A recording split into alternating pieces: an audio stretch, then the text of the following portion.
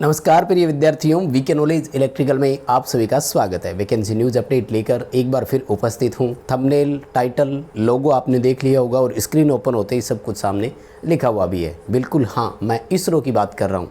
तो आप भी अगर सपना रखते हैं इसरो में जाने का तो तैयार हो जाइए, वैकेंसी आपके लिए आ रही है। ड्राफ्टमैन और टेक्नीशियन के लिए वैकेंसी है, यानी स्पेशल खास तौर से ITI वालों के लिए। हालांकि 2 दिन पहले बीटेक वालों के लिए नोटिफिकेशन आया था और 2 दिन बाद आपके लिए आ चुका है, तो तैयार हो जाओ। पूरी डिटेल से मैं बात करूंगा। हालांकि ये तो शॉर्ट नोटिफिकेशन है, लेकिन हमें जो सबसे मेन चीज़ की ज़रूरत होती है वो है कि इसका पेपर कैसा आता है। सिलेबस, एग्ज़ाम पैटर्न वो मैं आपको बताऊंगा। साथ ही आपको ये पेपर कहाँ से मिल सकते हैं इलेक्ट्रिशियन वालों को, वो भी मैं आपके साथ चर्चा करूँगा। सो पूरा कंप्लीट वीडियो लास्ट तक ज़रूर देखना। चैनल से अगर पहली बार जुड़े हैं तो सब्सक्राइब कर लीजिए। हम इसी तरह का अपडेट, कंटेंट और न्यूज़ नोटिफिकेशन सबसे पहले आपको इस चैनल पर प्रोवाइड करवाते हैं।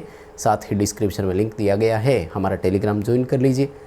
हम भर्तियों से संबंधित जितनी भी सूचनाएं होती है टेलीग्राम पर ही प्रोवाइड करवाते हैं। इस भर्ती से संबंधित जब भी आगे का नोटिफिकेशन आएगा, कोई और इसके ऑनलाइन एप्लीकेशन स्टार्ट हो गए, एडमिट कार्ड आ गए, एग्ज़ाम डेट आ गई, तो ये सब अपडेट टेलीग्राम पर ही देते रहते हैं। आइए माय डियर, एक नज़र डाल देते हैं जिस पर हम लोग चर्चा कर लेंगे।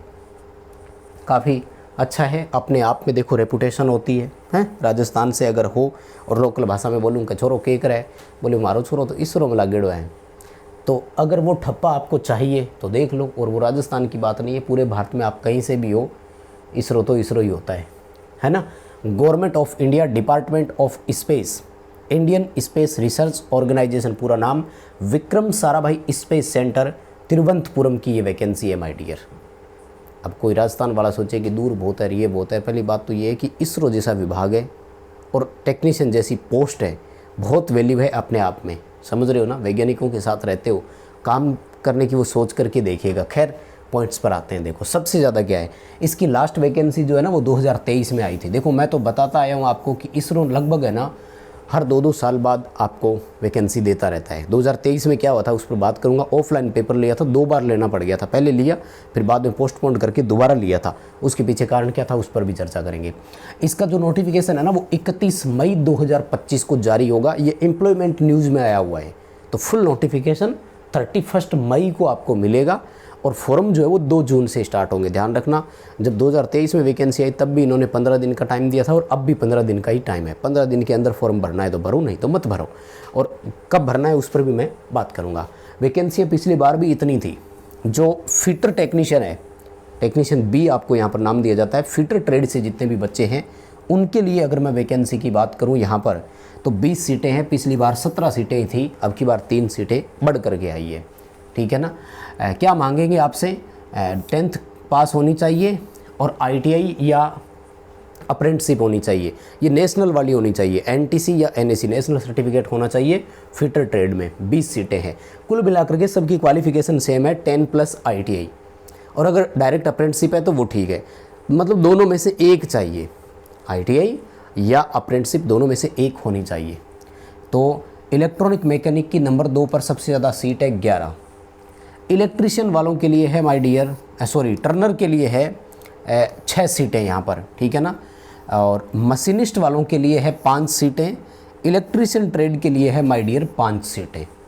पिछली बार इलेक्ट्रिशियन की 6 सीटें थी, अब की बार 5 सीटें हैं, 1 सीट घटा करके दिए यूँ मान लो। इलेक्ट्रोप्लेटर की भी है 3 सीटें। वेल्डर के लिए भी 2 सीटों पर मौका दिया गया है। RAC वालों को भी 1 है। मोटर मैकेनिक वालों और डीजल मैकेनिक वालों को भी 1 सीट यहाँ पर दी गई है, ठीक है ना। फोटोग्राफर ट्रेड, कारपेंटर ट्रेड को भी यहाँ पर मौका दिया गया है। और ड्राफ्ट मैकेनिकल जो है उनकी 7 सीटें हैं। कुल मिलाकर के ये तो है सीटों का क्राइटेरिया। अब देखो भाई, हमारे चैनल का नाम इलेक्ट्रिकल है तो हम जाहिर सी बात है इलेक्ट्रिशियन वाले बच्चे हमारे पास ज़्यादा होंगे। तो इलेक्ट्रिशियन वालों की थोड़ी मैं डिटेल से बता देता हूँ कि इन 5 सीटों से बाइफर्गेशन कैसे होगा। अनरिजर्व को मिलेगी 3 सीट, OBC को मिलेगी 1 सीट और ST को दी है 1 सीट। EWS और SC की सीट तो यहाँ पर नहीं है, ठीक है ना। अब मैं एक, जो बच्चे ज़्यादातर सवाल पूछेंगे, SC वाले बच्चे फिर फॉर्म किस में भरेंगे, तो आपको फॉर्म तो अपनी कैटेगरी में ही भरना है। उसका फ़ायदा ये मिलता है, आपको एज की छूट मिल जाएगी और आपको फीस में रिलैक्सेशन मिल जाएगा। लेकिन आपको मेरिट जो है ना वो अनरिजर्व की फ़ाइट करनी पड़ेगी। यानी SC वाले बच्चे अपने लिए ये समझे कि 3 सीटें हैं।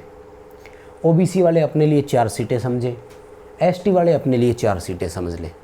कुल मिलाकर के बात ये है, सीटें तो कुछ नहीं है, लेकिन है जो चीज़ आपके सामने है। देखो भाई, है ना, अब हम तो देखो भर्ती जारी करने वाले हैं नहीं, जो आप आकर कह दोगे कि इतनी सी सीटें हैं, इसमें क्या ही होगा, कोई क्या ही कर लेगा, ठीक है। और जो ऑनलाइन एप्लीकेशन इसके है ना, 2 जून से स्टार्ट होंगे और 16 जून लास्ट डेट रहेगी। एक बार फिर बोल रहा हूँ, ध्यान से सुन लो, है ना।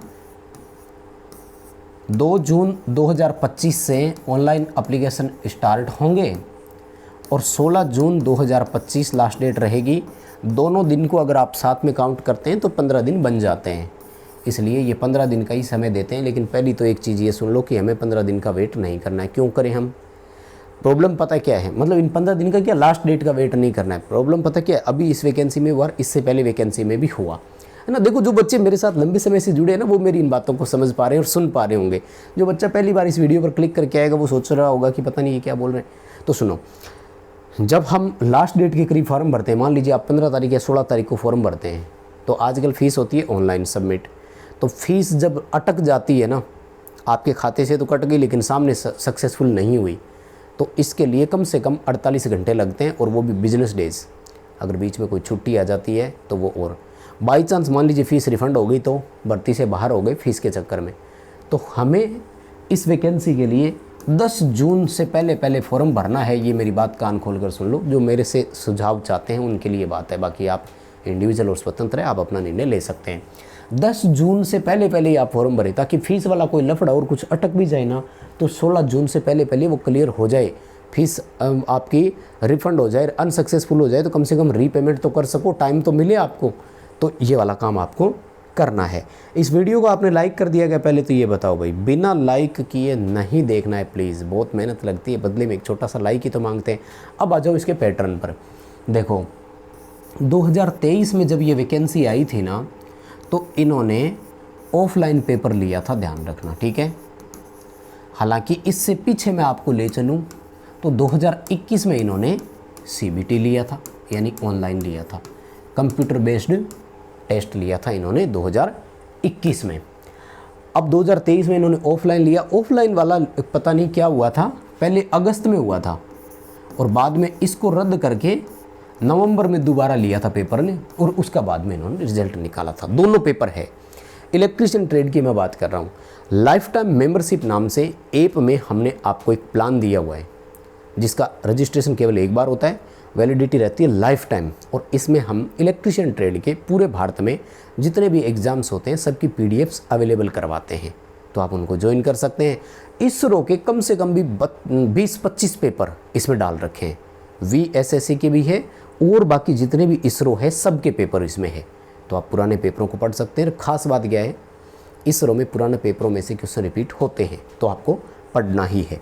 अब मैं बताता हूँ क्वेश्चन कितने आते हैं, नेगेटिव मार्किंग है कि नहीं है। तो 2023 वाली भर्ती के हिसाब से मैं आपको बता रहा हूँ, क्योंकि लेटेस्ट यही हुई है। 21 में क्या हुआ था थोड़ा सा वो भी बता दूँगा। 2023 वाली भर्ती में आपके पास 80 क्वेश्चन आए थे MCQs, और ध्यान रखना जब 80 क्वेश्चन आते हैं ना, तो सारे के सारे टेक्निकल के ही आते हैं, यानी अपनी ट्रेड से रिलेटेड आते हैं। हाँ, 4 या 5 क्वेश्चन मैथ के आते हैं बीच में, यानी 76 क्वेश्चन के आसपास ट्रेड थ्योरी से संबंधित होते हैं और 4 प्रश्न आपके मैथ के होते हैं। अब भैया अगर आप इलेक्ट्रीशियन ट्रेड से हो तो ये बुक हमने आपके लिए स्पेशल तैयार की है। हमारे अपने बनाए हुए क्वेश्चन है, टॉप लेवल के क्वेश्चन है, इसरो के लेवल के ही है, सभी कम्पिटिटिव एग्जाम्स के लिए है। लिंक डिस्क्रिप्शन में दिया गया है, आप इस बुक का पहले डेमो देख लीजिएगा और फिर ये ऑर्डर करके घर बैठे ये बुक मंगवा सकते हैं। इंडिया पोस्ट भारतीय डाक से आती है, पूरे भारत में घर बैठे आपकी डिलीवरी हो जाती है इस बुक की, तो आप इसे मंगवा सकते हैं। टॉप मोस्ट क्वेश्चंस इसमें है और इसका डेमो आप देख लीजिएगा, सभी कम्पिटिटिव एग्जाम्स के लिए है। तो ये जो 80 क्वेश्चन आए थे, इसको हल करने के लिए इन्होंने आपको 90 मिनट का समय दिया था, ठीक है। एक एक नंबर सही करने पर मिल रहे थे और 1/3 की नेगेटिव मार्किंग थी, ये ध्यान रखना। इसरो में हमेशा से नेगेटिव मार्किंग रहती ही आई है, इसरो का इतिहास है। 1/3 नेगेटिव मार्किंग सही करने पर 1 नंबर, 90 मिनट, 80 क्वेश्चन आपका, ये था ओवरऑल सिनेरियो, और यही पैटर्न ये अपनाते हैं। हालांकि हर एक इसरो का अलग अलग है, तो इस पर मैंने एक वीडियो दिया हुआ है, हमारे जितने भी देश में 6-7 इसरो काम करते हैं, 6-7 इसरो में मैंने सबका बताया हुआ है कि कितने क्वेश्चन देते हैं, कैसे कैसे देते हैं, वो वाला।